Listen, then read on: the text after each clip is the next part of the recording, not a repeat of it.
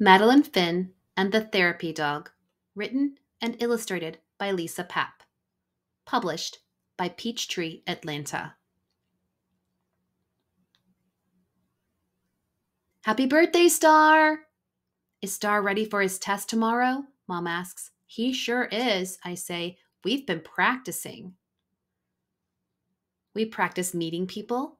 Hello, Madeline Finn, the postman says.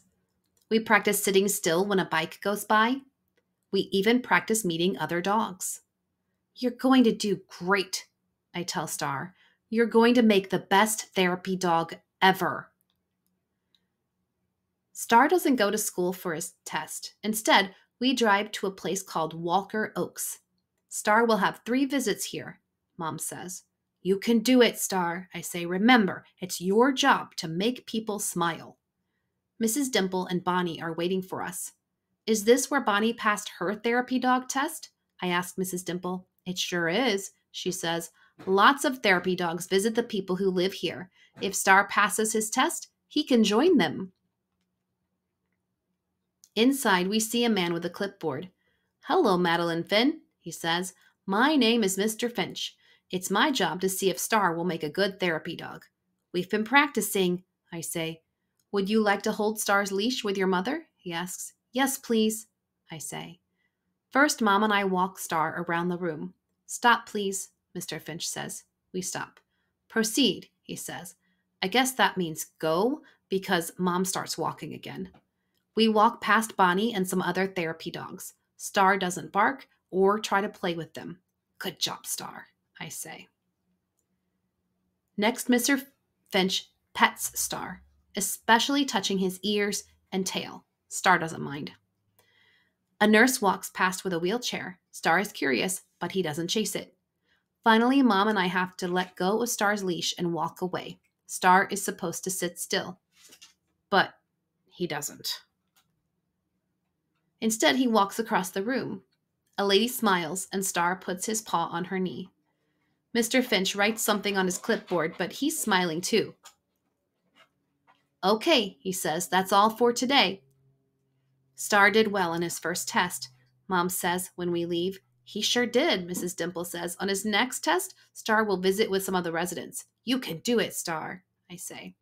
Star and I practice all week, especially sitting still when I let go of the leash.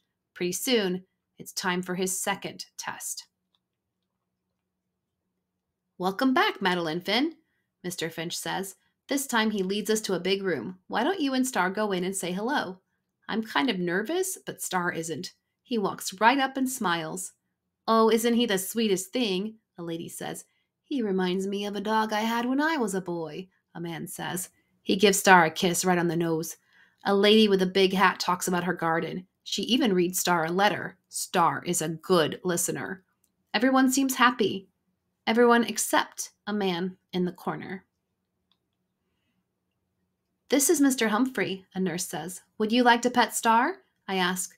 Mr. Humphrey doesn't say anything. Mr. Finch takes some more notes. Then it's time to go. Star did well on his second test, Mom said. But he didn't make Mr. Humphrey smile, I say. Some people need time, Mom says. Remember how patient Bonnie was with you when you were learning to read? I think about that all the way home. You made a lot of people smile today, I tell Star when we get home.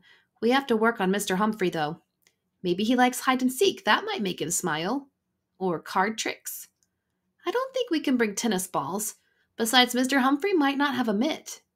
Before bed, Star and I practice reading together. You've got one more test, I say. Then I tuck a few books into my bag. Next time we visit Walker Oaks, Mr. Finch is waiting in the hallway. Hello again, Madeline Finn, he says. Today, Star is going to ride the elevator. Oh no, I whisper. We didn't practice that. Star is afraid to go in. Then Bonnie gives him a little nudge. The elevator is hot and jiggly and crowded. You can do it, Star, I say. Finally, the door opens. The hallway is busy. Someone drops a plate of cookies, but Star leaves them alone. Mr. Finch writes something on his clipboard. Good job, Star, I say. Then we see Mr. Humphrey. This is Star, I say in my most patient voice.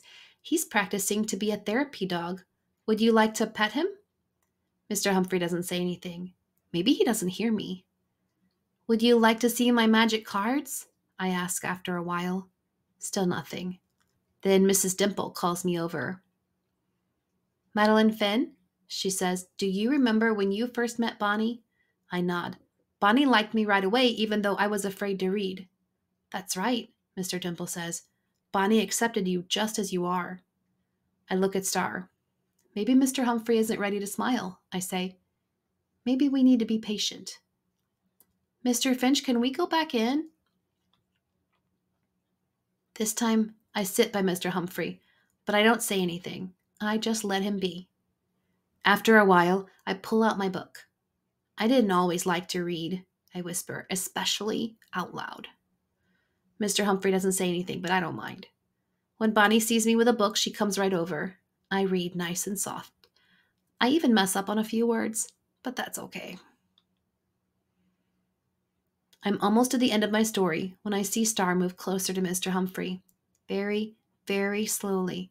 She rests her chin on Mr. Humphrey's knee. Finally, Mr. Humphrey looks at me. My wife loved books, he says, and then he smiles. How about another story? Yes, sir, I say. I'm picking out another book when Mr. Finch hands me something. It's a tag for Star.